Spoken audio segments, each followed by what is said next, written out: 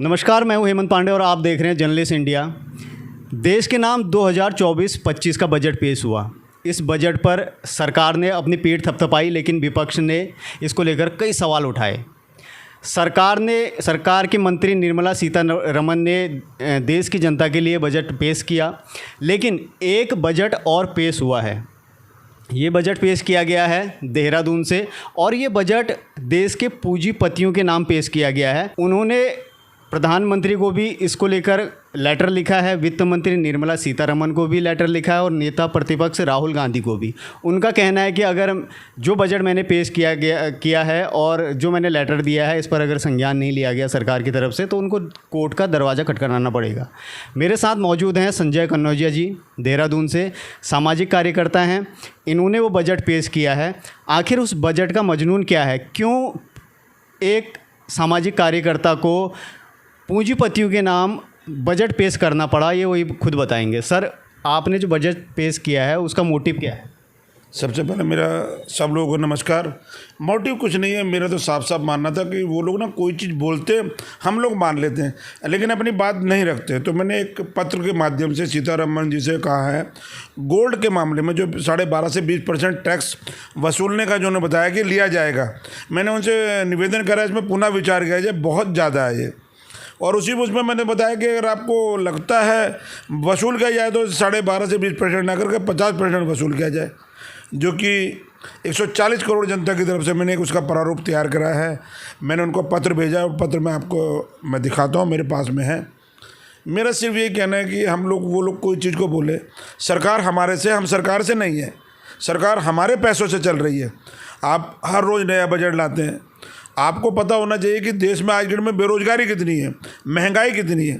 कल को शादी ब्याह होगा, बच्चों का पढ़ाई होगी, बीमारी है, आदमी अपना गोल्ड बेच के गुजारा करता है। लेकिन इनके 12.5 से 20% करने से गोल्ड की वैल्यू 50% घट जाएगी। पहले तो आप 80,000 का गोल्ड खरीदते हैं तो 1 लाख में मिलेगा, जब बेचने जाएंगे तो 12,500 का बिकेगा। 12.5% ये काट लेंगे तो गोल्ड की वैल्यू कहाँ रहेगी? इसकी जो देश की जो होता है ना, गिर रही है, देश की साख गिर रही है। तो मैंने इनसे निवेदन करा है कि आप एक बजट उसका सिस्टम बना दें। अगर कोई पहनने वाली ज्वेलरी है उसे टैक्स मुक्त रखा जाए, जो पहनने वाली ज्वेलरी जो भी पहन रहा है उसको टैक्स मुक्त रखे। वो तो पहले कटा के 80,000 का माल 1 लाख में लेते हैं। उसके बाद अगर कोई 100 ग्राम गोल्ड बेचता है तो 3% काट लें, 200 ग्राम गोल्ड बेचता है तो 5% काट लें, 500 ग्राम गोल्ड बेचता है तो 10% काट ले, कोई 1 किलो बेचता है तो आप कम से कम 20% काट ले, और अगर आपको पता है 1 से कोई 5 किलो बेचता है तो आप उससे 35% काट ले, और जो 5 से 10 किलो गोल्ड बेचता है तो उससे 40% काट ले, और जो 10 किलो से अधिक बेचेगा तो कम से कम 50% काटा जाए। क्योंकि आप सरकार जान चुकी है जनता के पास कुछ रह नहीं गया, मकान और छोटा मोटा गोल्ड होगा। अब उसकी नज़र उस पर है। सरकार को अपना जो है बजट जो उन्होंने गोल्ड के लिए पेश किया है इसको बदलना पड़ेगा। प्रॉपर्टी वाले मामले में भी यही था, लेकिन सरकार की नीति गलत है। सरकार गरीब को ध्यान में रखते हुए नहीं कर रही है। तो मतलब आपका कहने का मतलब है कि जो ज्वेलरी पहनी जाती है उसको अगर कोई बाज़ार में बेचने जाता है तो उस पर जो टैक्स लगता है उसको मतलब टैक्स मुक्त रखा जाए। टैक्स मुक्त रख। आप मानेंगे पहन कौन रहा? 1 तोला 2 तोला मंगलसूत्र, अंगूठी, कंगन, टीका। आपका कहने का मतलब है कि व्यापारियों को इसमें छूट है और उन व्यक्तियों को इसमें नुकसान होता है जो अपने ज्वेलरी को बाज़ार में जाके बेचते हैं। आप समझ जा रहे हैं? 80,000 रुपये का जो गोल्ड होगा सुनार के पास, मैल वो खोट काट के वो 1 लाख का है, जब वो बेचने जाएगा तो 60,000 का है।